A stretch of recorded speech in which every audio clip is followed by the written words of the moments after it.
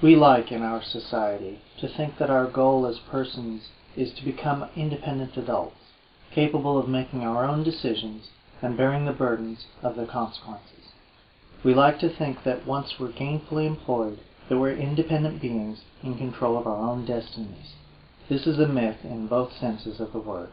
We like to think we value responsibility and work ethic, but what we really value when we encourage others to chase after the myth of independence is the illusion of stability. The worker who gets hired by a large firm and works there throughout his career is not independent. He is like a piglet who has found a place to suckle. He is completely dependent on that firm that hired him. The small business owner who works for himself is likewise dependent on others, who must choose to hire or buy from him. Without the community that surrounds us, we are nothing.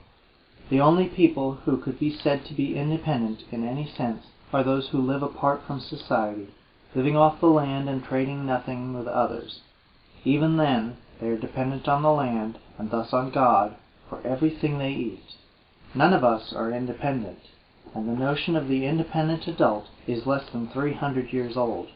In the past, people more readily recognized their interdependence and often lived in large extended family groups.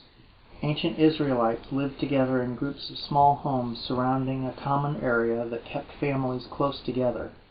In other cultures, when a man went off to prove himself, it was usually with the goal of bringing acclaim, wealth, or connection to allies back to the family.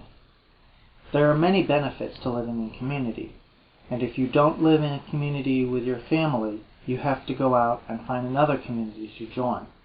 The idealization and idolization of independence pulls us apart from our families and communities and leads to frustration among those who are unable to form new associations readily enough to function apart from the communities in which they grew up.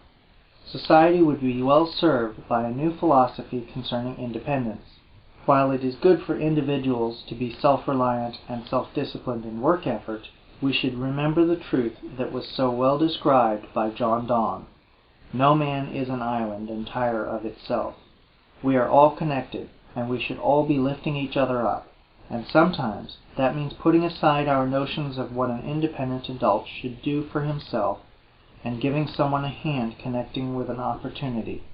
We cannot rightly use the ideals of responsibility as excuses to abandon our fellow men to neglect.